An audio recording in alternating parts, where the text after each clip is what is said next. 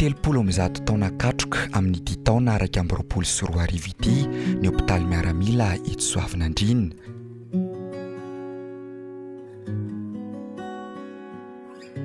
Ireo misionera anglisy no nanorina azy voalohany ary ny mpanjakavavy Ranavalona fahatelo kosa no nanolotra ny tany izay nahatonga ny anaran'ny toerana ho Soavinandriana ary mbola ny mpanjakavavy Ranavalona fahatelo ihany koa no nitokana azy tamin'izany fotoana izany. Nanomboka teo no nanomboka nandray ireo marary ity toerana ity.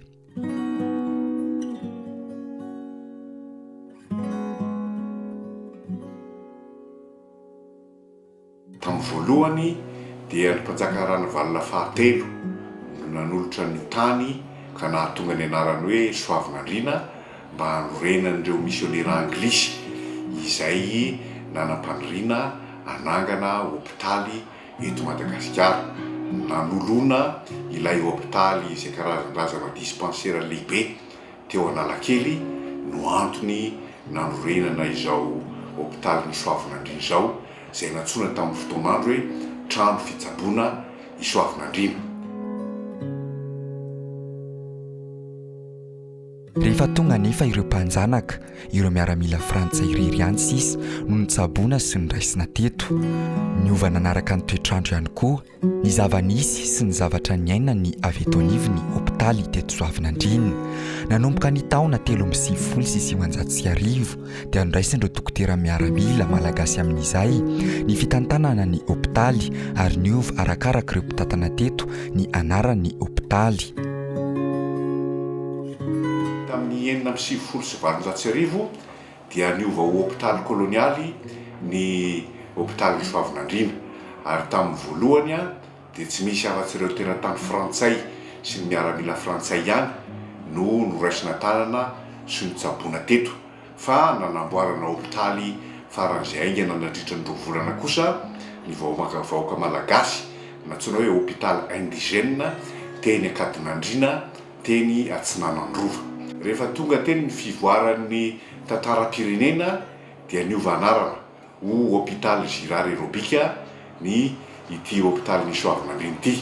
Rehefa tonga ny fahaleovantena dia 10 taona taty aorianan'izay 570 taona taty aorianan'izay teny amin'ny taona 1770 dia niova amin'izay ny fitantanana ka lasa hôpitaly militaire ny hôpitaly ny Soavinandriana.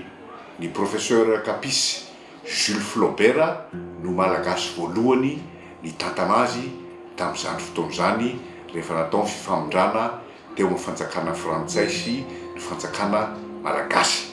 Rehefa avy eo dia niova ny fitantanana ka lasa ny dokotera miaramila malagasy amin'izay no nitantana azy nanomboka ny taona 320 sy 700. Ny médecin général razanamparany Jean Omarka no nisantatra izany.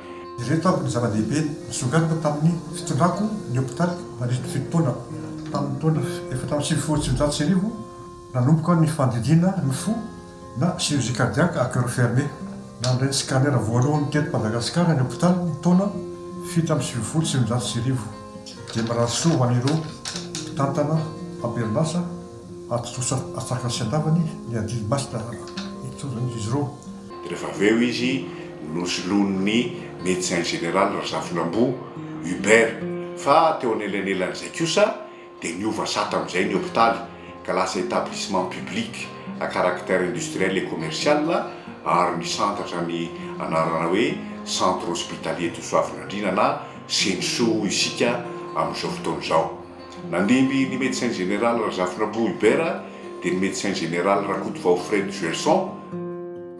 Nisy fifarana hatrany ny CNSO tamin'izay teo ny fividianana scanner izay tamin'ny fond propre ny hôpitaly ihany no fividianana azy. Naorina koa ny orthophonie, izany hoe rééducation orthophonique, rééducation ho an'ireo olona izay tratry ny fahasembanana momba ny feo izany, fasahirana mba hamboaka feo ohatra. Tao koa ny atao hoe orthopsie, io indray dia momba ny maso ary amin'ny ophtalmologie izany. Ohatra hoe reny olona tsy afaka mijery mahitsy noho ny fahasembanana ao amin'ny aty-maso. Ary rehefa avy eo dia ny médecin général Rajon Narson Pascal. ankehitriny manana sampandrara maro mitsabo ny aretina rehetra ny avy eto anivo ny centre hospitalier de Soavinandriana mamaly ny filana sy ny hetaheta ho an'ireo izay rehetra mila raharaha ny avy eto anivo ny hopitaly izay matomboka amin'ny fitsaboana ireo zazakely ka hatramin'ny olon-dehibe ary misahana ihany koa izy ireo ny fitsaboana ireo aretina samihafa ary ihany koa ny fandidina.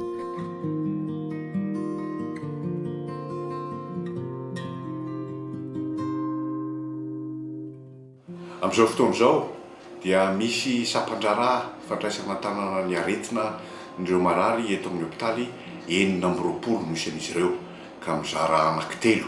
Eo aloha ireo sampandrara izay mandray ireo aretina amin'ny ankapobeny, izany hoe ireo sampandrara antsoina hoe médecine, dia misy mandray ny momba ny aretin'ny taova mpandevonan-kanina, ny aretina avy amin'ny microbe, ary indrindrindrindra koa eo koa ny aretina amin'ny lalan-drà sy ny fo. Eo koa ny sampandrara izay mandray ny aretina izay mahatonga fahalemetsana. Eo koa ny aretina mandray ny mamiadana izay vao nahazo toerana trano vaovao amin'izao iresahantsika izao mivelabelatra kokoa dikan'izay ahafahana mandray an-tanana. Misy kokoa ireo aretina momba ny mamiadana ka anaovana chimiothérapie.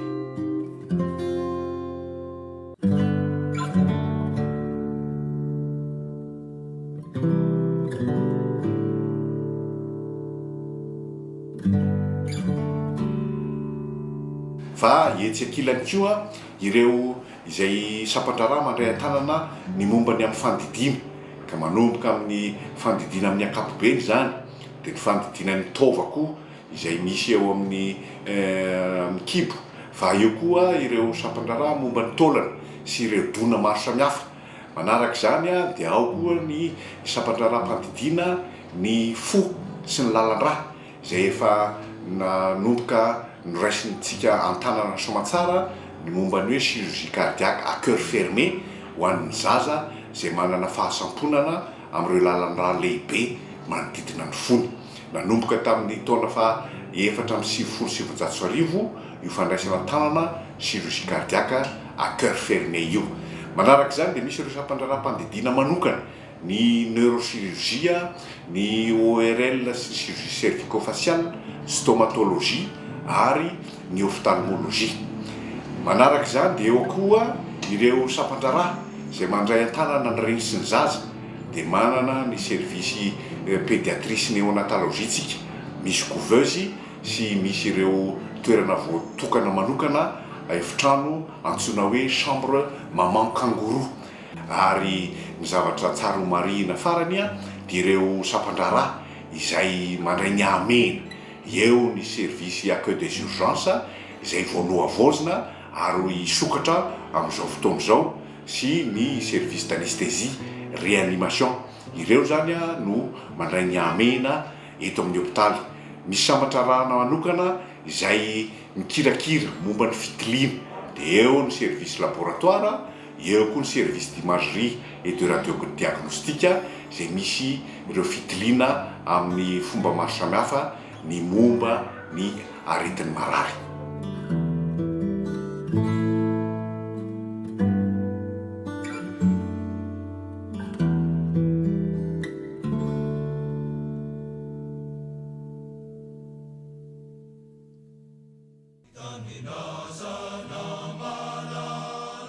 Isan'ny tena nandray anjara mivantana tamin'ny ady natao tamin'ny Covid-19 ihany koa ny hopitaly miaramila eto Soavinandriana.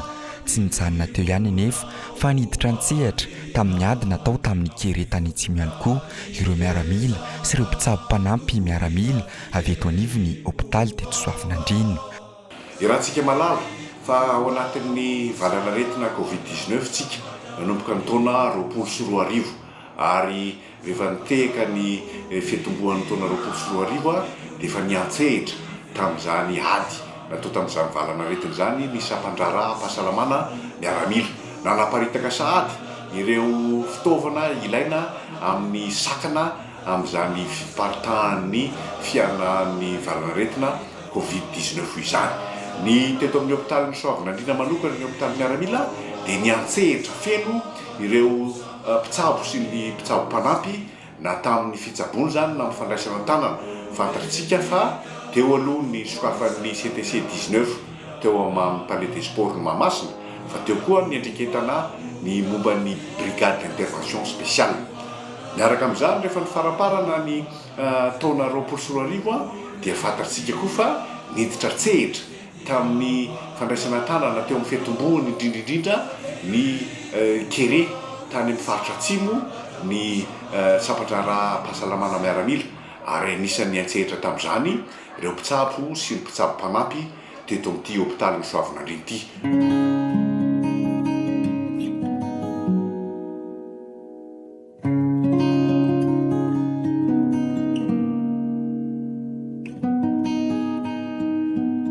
Ny hôpitaly miaramila ny Soavinandriana dia tahaka ireo hôpitaly eran'ny Madagasikara ihany fa ny mampiavaka azy dia satria ny fitantanana dia ny miaramila no mandray an-tanana izany fitantanana izany.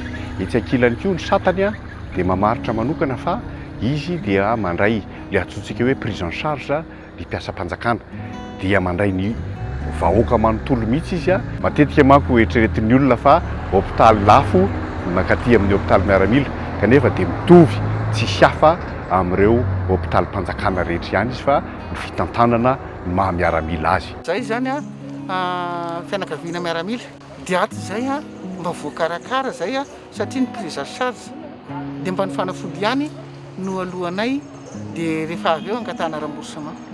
Tena mahafapo satria ny marary moa zany mila tambitamby ka rehefa ny dokotera manontany anao inona ny marary zay dia efa fonjaritra ny marary amin'izay zavatra zay. Tena mahafapo tompoko ny fandraisana ny tsy salama feto. Ohatranay zao avy any Moramamy zay tonga taty eo vatany voanita teto zay dia voaray tsara. Maro ireo zavatra mbola kinasy ny avy eto anivon'ny hôpitaly miaramila eto Soavinandriana. Isehatra bebe kokoa amin'ny fitsaboana ny fo sy ny lalandra izy ireo ary isy ihany koa ny vinavinan'izy ireo ny anangana ny fotodrafitrasa mifanaraka amin'izany rehetrarehetra izany.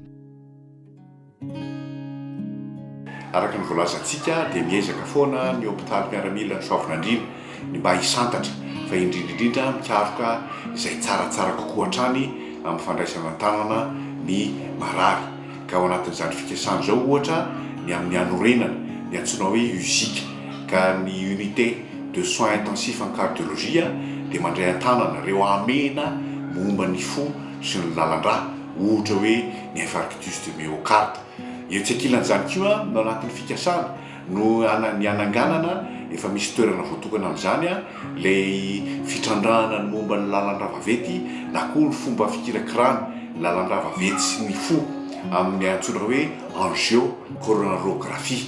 Izany dia ahafahana mamaolana sady ny aretina sasatsasany momba ny lalandra sy ny fo ary ny anisan'ny goavana izay ao anatin'ny fikasana izay raha sitrapon'Andriamanitra dia tanteraka amin'ity taona ity dia ilay antsoina hoe chirurgie cardiaque à cœur ouvert izay iarahana miara-miasa amin'ireo mpiara-miombonatoka dia ilay fikambanana antsoina hoe chaîne de l'espoir zany dia ny anaovana fandidiana à cœur ouvert chirurgie cardiaque à cœur ouvert. Hatreto aloha dia ny momba ny zaza ihany no hatrehintsika amin'izay fa inona maromarina fa tsy maintsy manitatra makany amin'ny chirurgie cardiaque à cœur ouvert ny momba ny olon-dehibe izay faniriana sy fikasana zay. Rehefa tanteraka daholo ireo fikasan'ireo dia azo lazaina fa hovaray an-tanana ara-dalàna ireo aretina momba ny fo sy ny lalandra eto Madagasikara ary ho atao eto amin'ny hôpitaly miaramila ny Soavinandriana.